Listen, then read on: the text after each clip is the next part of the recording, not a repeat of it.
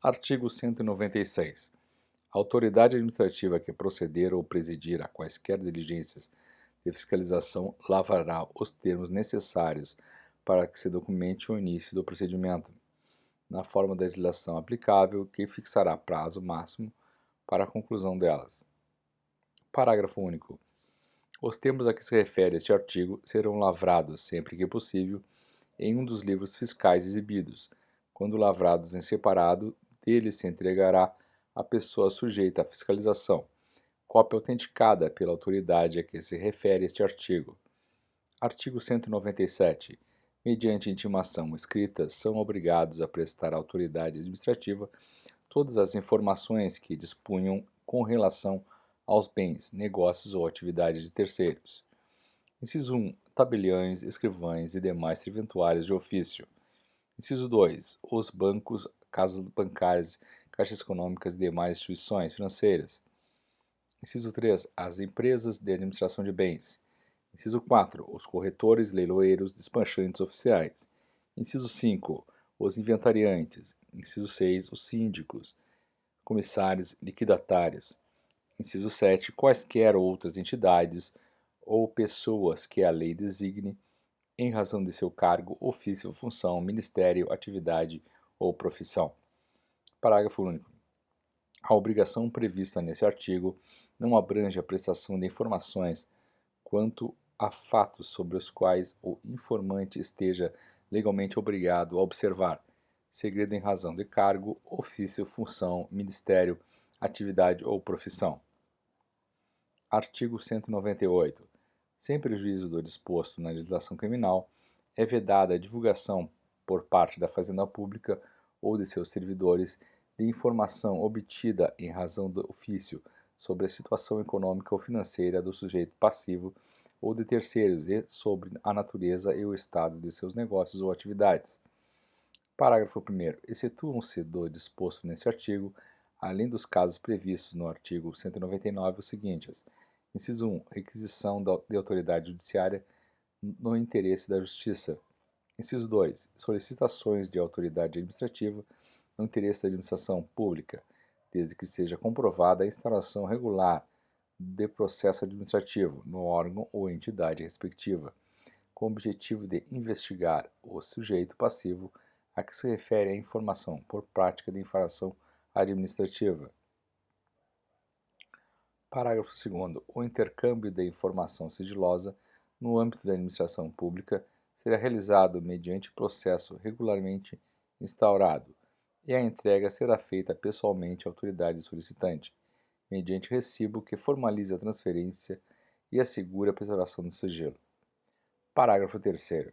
Não é vedada a divulgação de informações relativas a: Inciso 1. Representações fiscais para fins penais. Inciso 2. Inscrições na dívida ativa da Fazenda Pública.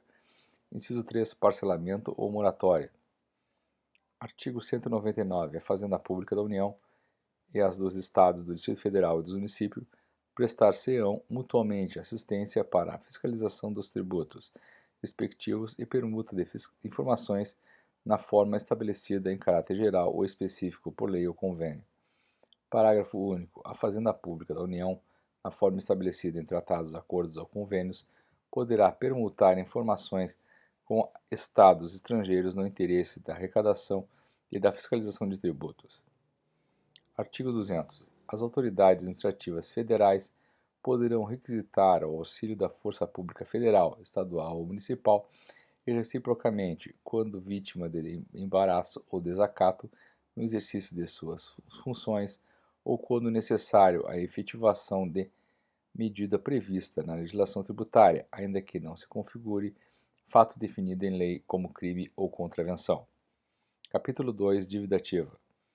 Artigo 201. Constitui dívida ativa tributária a proveniente de crédito dessa natureza, regularmente inscrita na repartição administrativa competente, depois de esgotado o prazo fixado para pagamento pela lei ou por decisão final proferida em processo regular. Parágrafo único. A fluência de juros de mora não exclui, para os efeitos desse artigo, a liquidez do crédito.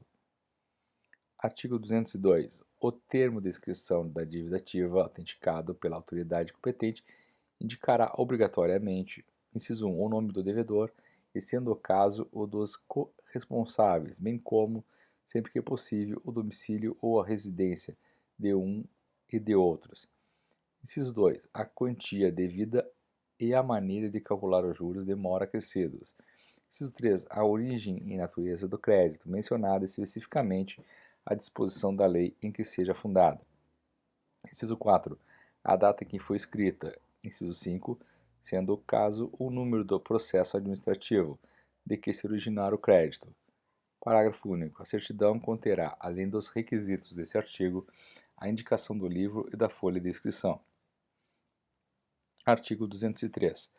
A omissão de quaisquer dos requisitos previstos no artigo anterior ou o erro a eles relativo são causa de nulidade de inscrição e do processo de cobrança dela decorrente, mas a nulidade poderá ser sanada até decisão de primeira instância, mediante substituição da certidão nula, devolvido ao sujeito passivo, acusado ou interessado, o prazo para a defesa, que somente poderá versar sobre a parte modificada.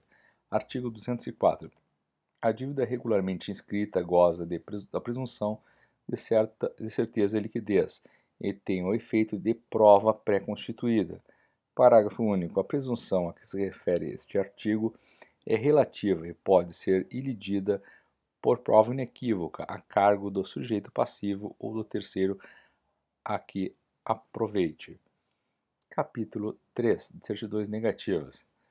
Artigo 205. A lei poderá exigir que a prova da quitação de determinado tributo, quando exigível, seja feita por certidão negativa, expedida à vista do requerimento do interessado, que contenha todas as informações necessárias à identificação da sua pessoa, domicílio fiscal e ramo de negócio ou atividade, e indique o período a que se refere o pedido.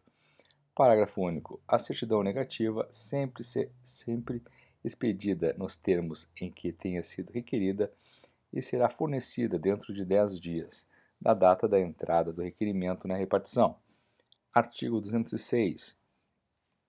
Tem os mesmos efeitos previstos no artigo anterior a certidão de que conste a existência de créditos não vencidos em curso de cobrança executiva, em que tenha sido efetivada a penhora ou cujo exigibilidade esteja suspensa. Artigo 207. Independente da disposição legal permissiva, será dispensada a prova de quitação de tributos ou o seu suprimento, quando se tratar de prática de ato indispensável para evitar a caducidade do direito, respondendo, porém, todos os participantes no ato pelo tributo porventura devido.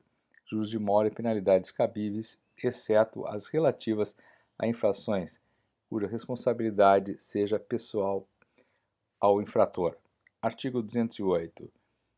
A certidão negativa expedida com dolo ou fraude que contenha erro contra a Fazenda Pública responsabiliza pessoalmente o funcionário que a expedir, pelo crédito tributário e juros de mora acrescidos.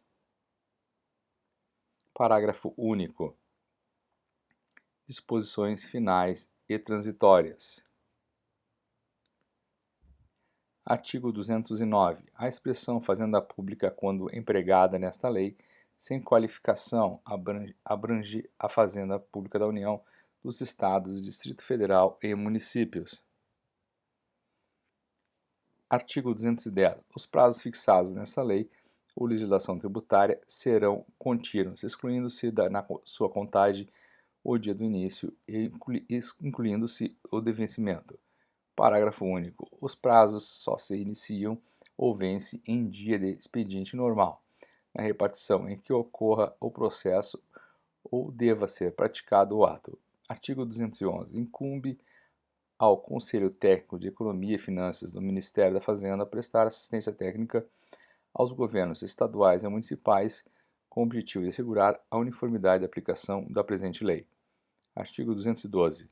Os poderes executivos federal, estaduais e municipais expedirão por decreto, dentro de 90 dias da entrada em vigor desta lei, a consolidação em texto único de legislação vigente relativa a cada um dos tributos, repetindo-se esta providência até o dia 31 de janeiro de cada ano. Artigo 213. Os estados pertencentes a uma mesma região geoeconômica celebrarão entre si convênios para estabelecimento de alíquota uniforme para o imposto a que se refere o artigo 52. Parágrafo único. Os municípios de um mesmo estado procederão igualmente no que se refere à fixação de alíquota, de que trata o artigo 60. Artigo 214. O Poder Executivo promoverá a realização de convênios com os estados para excluir ou limitar a incidência do imposto sobre operações relativas à circulação de mercadorias, no caso de exportação para o exterior. Artigo 215. A lei estadual pode autorizar o Poder Executivo a reajustar, no exercício de 1967, a alíquota de imposto a que se refere o artigo 52, dentro de limites e segundo critérios por ela estabelecidos. Artigo 216. O Poder Executivo proporá as medidas legislativas adequadas a possibilitar, sem compressão dos investimentos previstos na proposta orçamentária de 1967, o cumprimento do disposto do artigo 21 da Emenda Constitucional nº 18. Artigo 217. As disposições desta lei, notadamente os dos artigos 17, 74, parágrafo 2º e 77, parágrafo 9º, bem como o artigo 54 da Lei 5.025, não excluem incidência e exigibilidade. Inciso 1º. Da contribuição sindical, denominação que passa a ter o imposto sindical de que tratam os artigos 5, 7 e 8 seguintes da Consolidação das Leis do Trabalho, sem prejuízo do disposto 16 da Lei 4.589.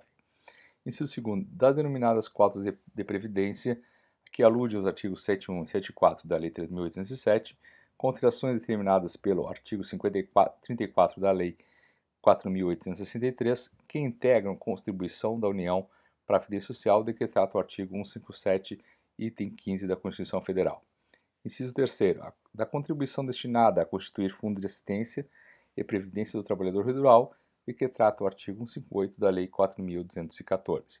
Inciso 4. Da contribuição destinada ao Fundo de Garantia de Tempo de Serviço, criada pelo artigo 2º da Lei 5.107. Inciso 5º. Das contribuições enumeradas no parágrafo 2º do artigo 34 da Lei 4.863, com alterações decorrentes do disposto nos artigos 22 e 23 da Lei 5.107 e outras de fins sociais criadas por lei.